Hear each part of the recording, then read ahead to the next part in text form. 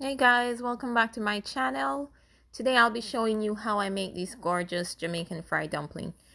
So we're gonna start off with our flour. I have 2 cups of flour here, and I'll put the recipe in the description box below. And to that I'm adding a half a teaspoon of salt, and I'm using 2 tablespoons of baking powder. 2 level tablespoon, that is. And we're just going to sift this just to get out whatever lump is in there, and to completely combine the baking powder and the flour. So once that's all sifted, then we're going to combine this with water, and I like to use warm water. It doesn't have to be boiled or anything, just warm tap water is fine. What the warm water does is it helps the raising agent, which is the baking powder, to activate faster, so you don't have to rest your dumplings for too long, your flour for too long. All right, so we're just gonna add a little water at a time.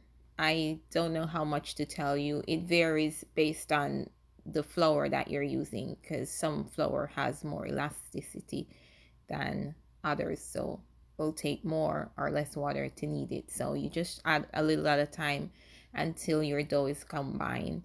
And if you add too much like I did here, just add a little bit more flour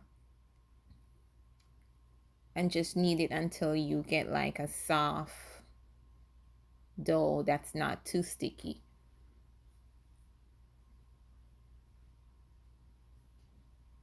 And once your dough is firm, then you want to stop kneading. You don't want to over knead your dough, because that will make it tough.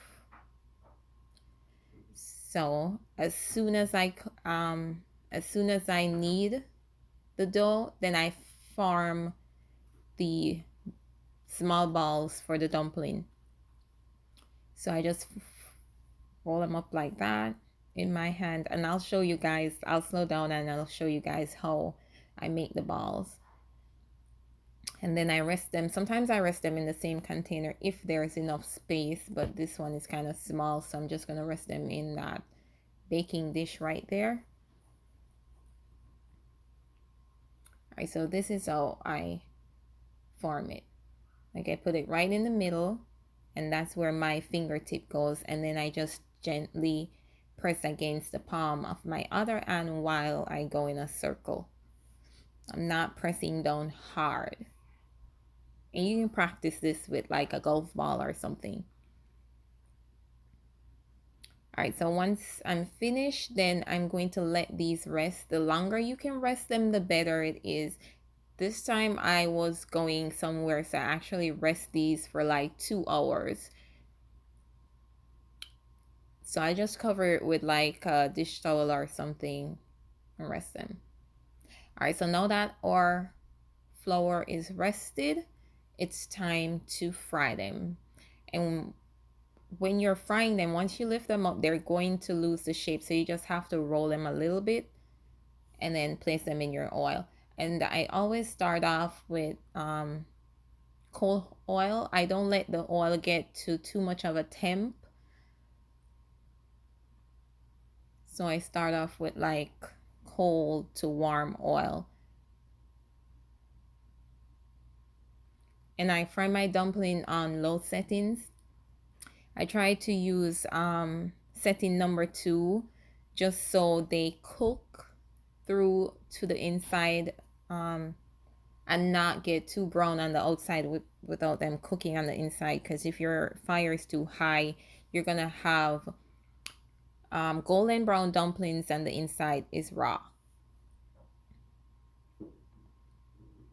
Right, so once they're brown, then I turn them, and you want to keep your eyes on these, because dumplings is something you cannot take your eyes off. It's like plantains. You turn and they burn.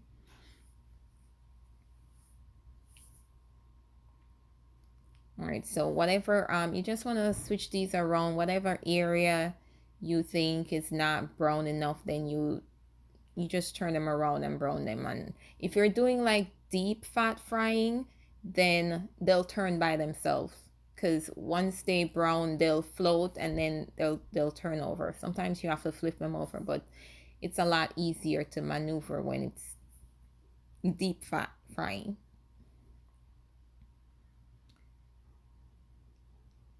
All right, and I'll put the length of time and everything in the description box so you know how long to fry them for. And you can test them by poking it with a fork. And once you feel like a spongy texture when the fork is going through, that means your dumplings are done. Mine's are done, so I'm just going to take them out. If you want to brown yours a little more, you can leave them longer. All right, so our dumplings are done, and I just drained them on paper towel for a little bit. I'll show you what the inside look like. This is what the inside looks like when they're done.